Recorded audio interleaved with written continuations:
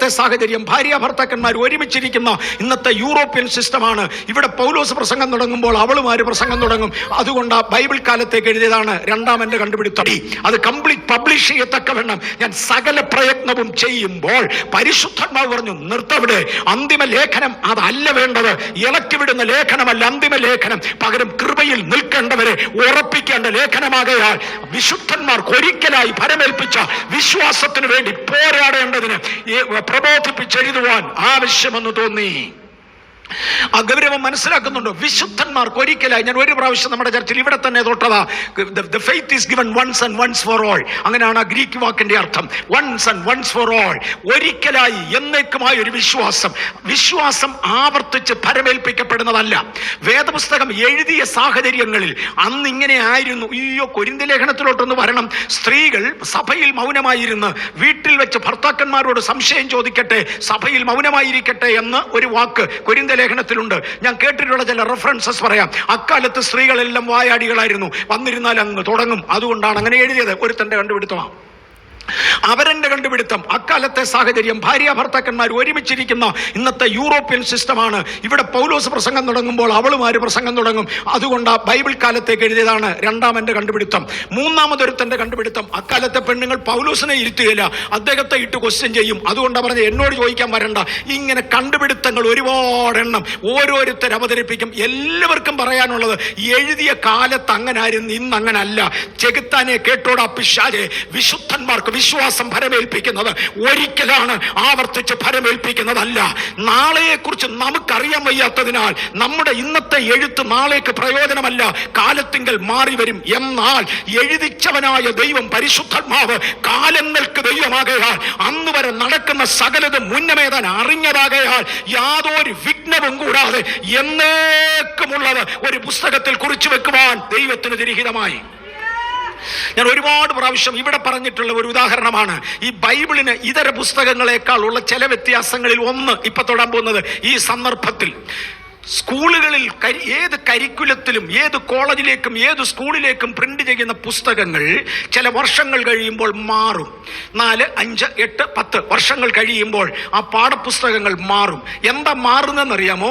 കണ്ടുപിടുത്തങ്ങൾ മാറി, സാഹചര്യങ്ങൾ മാറി, ലോകത്തിന്റെ ജീവിതചര്യ മാറി, ശാസ്ത്രം മാറി, ചരിത്രവും മാറും. അങ്ങനെയാണെങ്കിൽ ഈ പുസ്തകങ്ങൾ മാറുന്നില്ലെങ്കിൽ എഴുതിയ കാലത്തേക്ക് ഇത് കൊള്ളത്തുള്ളൂ, ഒരു 5 വർഷം കഴിയുമ്പോൾ കൊള്ളത്തില്ല. പക്ഷേ നമ്മുടെ ബൈബിളിന്റെ പ്രത്യേകത, ഇത് എഴുതിയിട്ട് ഇന്ന് വരെ ഇത് മാറിയിട്ടില്ല, ഇത് മാറേണ്ട ആവശ്യവും വരുന്നില്ല.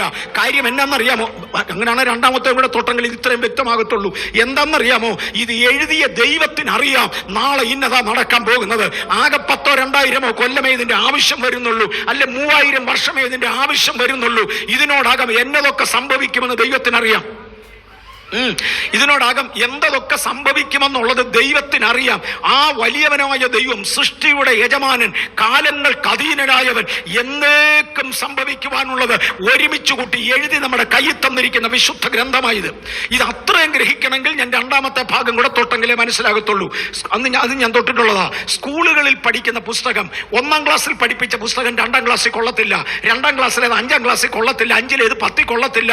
ഓരോ ക്ലാസ്സിലേക്ക് വെവ്വേറെ പുസ്തകമാണ്. പക്ഷെ ഇവിടുത്തെ സൺഡേ സ്കൂളിൽ പോകുന്ന കുഞ്ഞുങ്ങളോട് ചോദിക്കണം, നേഴ്സറി പഠിപ്പിക്കുന്നത് ഈ ബൈബിൾ, 5ാം ക്ലാസ്സിൽ പഠിപ്പിക്കുന്നത് ഇതേ ബൈബിൾ, 10ാം ക്ലാസ്സിൽ പഠിപ്പിക്കുന്നത് അതേ ബൈബിൾ. ബൈബിൾ കോളേജിൽ പോയവരോട് ചോദിക്കണം, ബാച്ചിലേഴ്സ് ഡിഗ്രി എടുക്കുന്നവൻ പഠിക്കുന്നത് ഇതേ ബൈബിൾ, മാസ്റ്റേഴ്സ് ഡിഗ്രി എടുക്കുന്നവൻ പഠിക്കുന്നത് ഇതേ ബൈബിൾ, PhD കാരനും ഇതേ ബൈബിൾ. കാര്യം എല്ലാ ആളുകൾക്കുമുള്ളത്, എല്ലാ കാലഘട്ടങ്ങളിലേക്കുമുള്ളത്, എല്ലാ ഏജ് ഗ്രൂപ്പിലേക്കുള്ളത്, എല്ലാ നോളജ് ബാക്ക്ഗ്രൗണ്ടിലേക്കുള്ളത്, എല്ലാ പീപ്പിൾ ബാക്ക്ഗ്രൗണ്ടിനുള്ളത് നിത്യനായ ദൈവം ഒരുമിച്ച് ചേർത്ത് ഒരൊറ്റ പുസ്തകത്തിനകത്താക്കി എന്റെ നിങ്ങളുടെയും കയ്യിലോട്ട് വന്നേച്ചു പറഞ്ഞു, വിശുദ്ധന്മാർക്ക് ഒരിക്കലായി ഫലമേൽപ്പിച്ച വിശ്വാസം.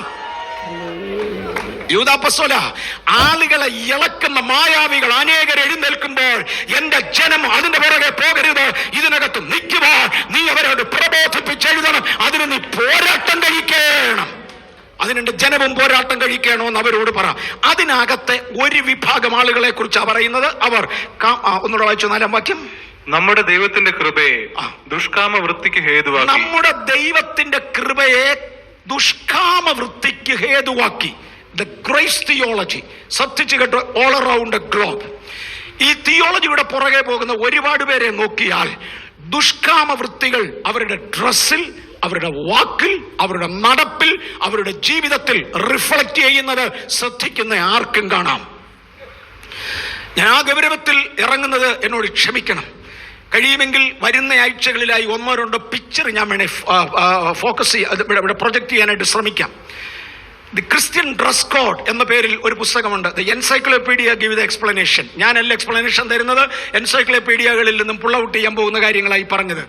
എന്തായിരുന്നു ക്രിസ്ത്യാനിയുടെ ഡ്രസ് കോഡ്? പെന്തക്കോസ്റ്റ് പ്രസ്ഥാനം ആരംഭത്തിൽ ആരംഭിക്കുന്നത്, എനിക്ക് തോന്നുന്നു, I am sorry if I am going too much, forgive me, പക്ഷെ നമ്മൾ അറിയേണ്ടത് അറിഞ്ഞേ മതിയാകും. ഈ ചില ആളുകൾ പറയാറുണ്ട്, വേദപുസ്തകത്തിൽ തെളിവില്ലാത്ത കുറെ കാര്യം മലയാളി പാസ്റ്റേഴ്സ് എല്ലാം കൂടെ പറഞ്ഞുണ്ടാക്കിയത് എന്തിനാടാ ഞങ്ങളുടെ തലയെ കെട്ടിവെക്കുന്നത്. എനിക്കൊരു മെയിൽ ഒരിക്കൽ വന്നായിരുന്നു ഇതേ വാചകത്തിൽ. ഒടുവിൽ അതിനൊരു മറുപടി തയ്യാറാക്കേണ്ടതായിട്ട് വന്നു.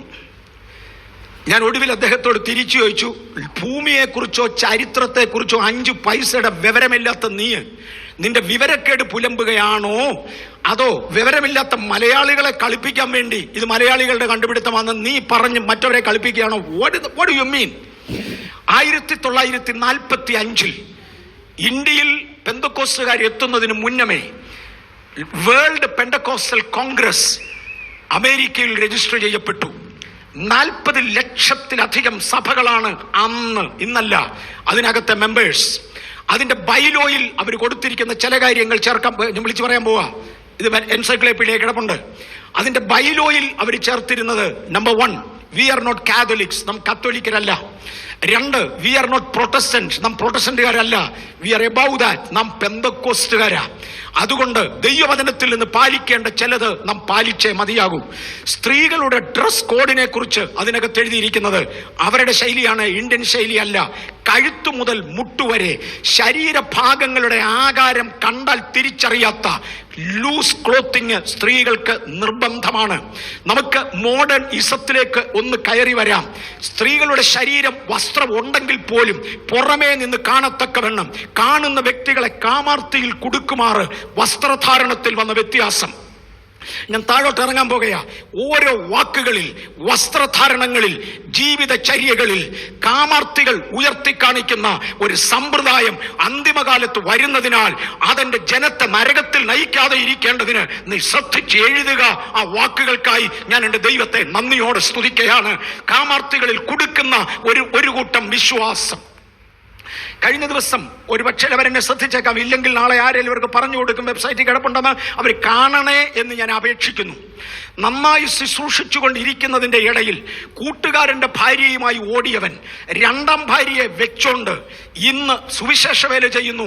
ഭയങ്കര ആത്മവ്യാപാരമാണെന്ന് ഒരുത്തം പറഞ്ഞു. അതിനെക്കുറിച്ച് അല്ലേ തീമോത്തിയോസ് പറഞ്ഞത്? വ്യാജ ആത്മാക്കളെയും മായാവികളെയും കണ്ടുപിടിച്ച് ഒഴിഞ്ഞു സൂക്ഷിക്കുവാൻ ഇവന് കൈകൊടുത്ത് ഞാൻ എന്തിനു നരകത്തിൽ പോകണം? ഇവന്റെ കയ്യിൽ നിന്ന് കർത്തൃമേശ വാങ്ങിക്കഴിച്ച് എന്റെ കുടുംബം എന്തിനു നശിപ്പിക്കണം? ഈ ദുരാത്മാവ് എന്തുകൊണ്ട് എന്നിലേക്ക് വ്യാപരിക്കണം?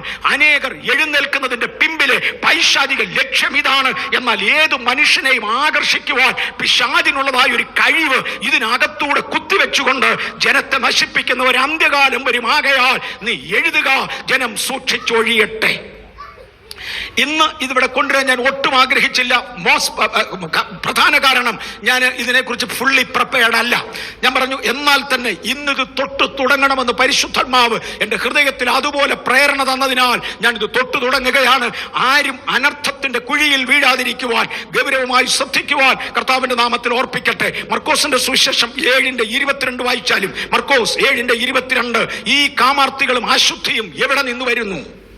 ദുശ്ചിന്ത, വ്യഭിചാരം, പരസംഗം, കുലപാതകം, മോഷണം, അത്യാഗ്രഹം, ദുഷ്ടത, ചതി, ദുഷ്കർമ്മം, വിടക്കുകണ്ണ്, ദൂഷണം, അഹങ്കാരം, മൂഢത എന്നിവ പുറപ്പെടുന്നു. മനുഷ്യന്റെ ഹൃദയത്തിൽ നിന്നും പുറപ്പെട്ട് വെളിയിലേക്ക് വരുന്ന കുറെ കാര്യങ്ങളെ കുറിച്ച് ക്രിസ്തുവിന്റെ സ്വന്തം വാഗൊണ്ട് യേശു എടുത്തു പറയുന്നതാണ് നാം വായിച്ചു കേട്ടത്. ജാതികളായിരുന്നപ്പോൾ, ലോകത്തിന്റെ ഇഷ്ടപ്രകാരം ജീവിച്ചപ്പോൾ, ലോകമാർഗങ്ങളിൽ നടന്നപ്പോൾ പിശാച് നമ്മിൽ നട്ടിരുന്ന ചിലത്. ഒന്നുകൂടെ വായിച്ചോ. ഇത് നമ്മിൽ ഉണ്ടോ, അല്ലെങ്കിൽ നമ്മുടെ ജീവിത ശൈലിയിൽ ഉണ്ടോ? നമ്മുടെ ജീവിതത്തെ ശോധന ചെയ്യുവാൻ കർത്താവ് നമുക്ക് കൃപ തരട്ടെ. ഞാൻ പറഞ്ഞു, ഇന്ന് ദുരുപദേശത്തിന്റെ പടികളിലേക്ക് ജനം കയറുമ്പോൾ, തെറ്റില്ലെന്ന് പറയുന്ന ഒരു ഇടത്തേക്ക് പോകുമ്പോൾ, ഇത് എവിടെ നിന്ന് വരുന്നുവെന്ന് അറിയേണ്ടതിന് ഞാൻ ഒരു പ്രാവശ്യം കൂടെ ഓർമ്മിപ്പിക്കുക. പ്ലീസ് ഒന്നുകൂടെ വായിച്ചാട്ടത്. ദുശ്ചിന്ത.